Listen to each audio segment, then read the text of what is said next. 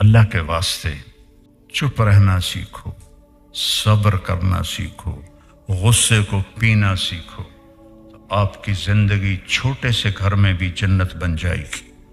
میں پڑھ رہا تھا کتاب، پڑھتے پڑھتے ذرا مجھے تھکن ہوئی، میں نے کتاب بند کی اور آنکھ اوپر کی تو ہم ایک بس کو کراس کر رہے تھے۔ اس کے پیچھے لکھا ہوا تھا دل، بہت بڑا کر کے دل، آگے لکھا تھا برائے فروخت، نیچے لکھا تھا قیمت، آگے لکھا تھا ایک میٹھا بول۔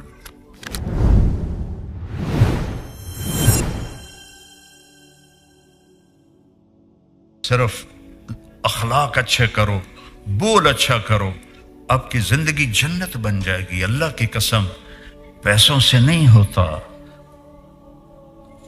رویوں سے ہوتا ہے، رویوں سے۔ میٹھے بول میں جادو ہے۔ ہماری بسیں ہیں، ان کے پیچھے الٹے سیدھے جملے ہوتے ہیں، ہارن دے کر پاس کریں۔ جب تھوڑی پرانی ہوتی ہے تو پیچھے لکھا ہوتا ہے یا پاس کر یا برداشت کر۔ جب تھوڑی اور پرانی ہوتی ہے تو پیچھے ایک ملنگ بنا ہوتا ہے اور لکھا ہوتا ہے نہ چھیڑ ملنگانو۔ یہ تو فضولیات ہو گئی۔ یہ میں نے علم حاصل کیا ہے سڑکوں سے، کہ میری زندگی سڑکوں پہ بہت گزری۔ ایک بس نے سارے دھونے دھو دیے۔ میں پڑھ رہا تھا کتاب، پڑھتے پڑھتے ذرا مجھے تھکن ہوئی، میں نے کتاب بند کی اور آنکھ اوپر کی تو ہم ایک بس کو کراس کر رہے تھے۔ اس کے پیچھے لکھا ہوا تھا دل، بہت بڑا کر کے دل، آگے لکھا تھا برائے فروخت، نیچے لکھا تھا قیمت، آگے لکھا تھا ایک میٹھا بول۔ ایک میٹھا بول، میٹھا بول بولنا سیکھو، چپ رہنا سیکھو۔ ہماری ایک دھوبن تھی، میں ہر جگہ سناتا ہوں، ماسی شریفہ، ایڈی موٹی، چھوٹے قدی، 4 یا 9 سب نو نچا کے رکھ دیا۔ ایک دن آ گئی میری بہن کول، بی بی اے میری 9 بڑیاں لڑ دیاں، میں نے کوئی تویز دے ساری میری نوکر بن جاون۔ ساس کی تمنا ہوتی ہے کہ بہو نوکر بن جائے، بہو کی تمنا ہوتی ہے کہ ساس میرے نیچے لگ جائے، بہو بیٹی بن جائے، ساس ماں بن جائے، تو کتنا اچھا رشتہ ہے۔ میں نے اپنی 2 بیٹیاں روانہ کر دی اور اپنے بیٹے کے لیے ایک بیٹی لے کر آیا۔ تو اس کو میں اپنی بیگم سے کہتا تھا کہ بیگم تیرے اخلاق کا پتہ چلے گا جب تیری بہو آئے گی۔ بیٹیوں کے لیے تو ہر ماں فدا ہوتی ہے، قربان ہوتی ہے، جب تیری بہو آئے گی نا پھر میں دیکھوں گا کہ تیرے اخلاق کیا ہیں۔ اور اللہ کے فضل سے اس نے پورا کر کے دکھایا، بڑھ کے دکھایا۔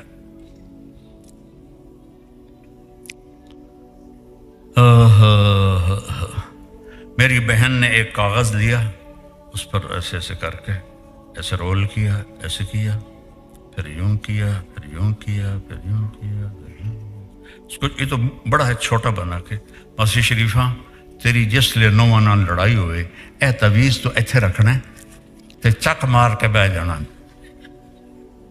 ڈگن نہیں دینا، اس کو گرنے نہیں دینا، نہیں تو تیری خیر نہیں۔ اب اس نے کیا کیا، ماسی شریفہ کو چپ کرایا۔ 1 ہفتے کے بعد آ گئی، بی بی وہ میریاں تو لڑائیاں ہی مک گئی ہیں، تو کی تویز دیتا ہے؟ کیوں مک گئی ہیں؟ کہ ماسی شریفہ چپ ہو گئی، لڑائی مک گئی۔ چپ رہنا سیکھو میری بیٹیوں۔ ہمارا سسرالی معاشرہ کوئی اتنا اچھا نہیں ہے، کوئی قابل تعریف معاشرہ نہیں ہے ہمارا۔ ہندوستان سے آئے ہوں، پاکستان سے آئے ہوں، سسرالی معاشرہ بہت دکھ دیتا ہے۔ اللہ ماشاءاللہ کہیں لڑکیاں بڑی شیرنی نکل آتی ہیں، ورنہ عام طور پہ سسرالی معاشرہ نا انصافی کرتا ہے۔ میرے نبی نے فرمایا یہ میرے مدینے کے صحابہ بڑے اچھے لوگ ہیں۔ عجیب حدیث یاد آئی، میرے مدینے کے صحابہ بڑے اچھے لوگ ہیں۔ کیوں یا رسول اللہ؟ کہ جس کی بیٹی کو بیاہ کے لاتے ہیں نا، اس بچی کو یہ پتہ نہیں لگتا کہ میں ماں باپ کے گھر ہوں یا سسرال کے گھر۔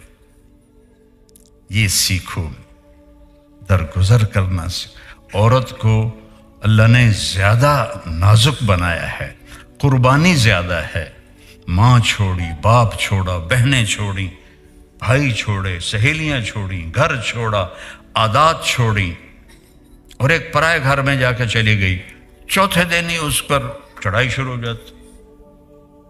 پہلے تو پتر نو سنگت چال ہے، تو بیوی دی کچھ چی وڑیا رہ جاندہ، ماں نو تو پوچھتا ہی نہیں،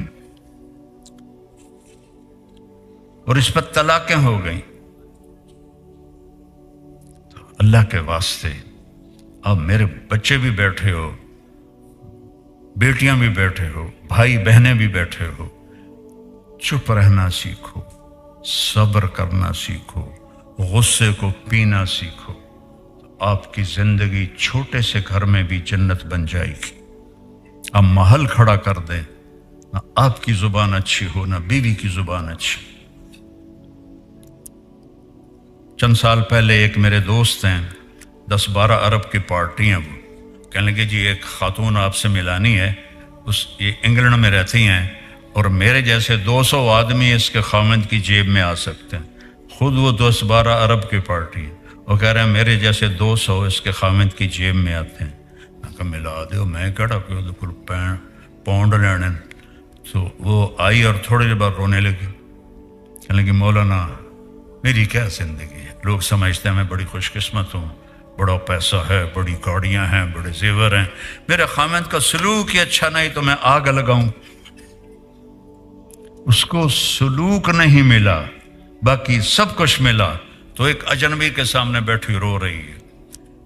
کچھ مہینے بعد میں کراچی جا رہا تھا تو جہاز میں ایک نوجوان ملا، مولانا اللہ نے چھوٹی عمر میں بہت رزق دے دیا، عزت بھی ہے، لیکن میں اپنے گھر میں اتنا دکھی ہوں، اگر میرے بچے نہ ہوتے تو میں بیوی کو طلاق دے دیتا۔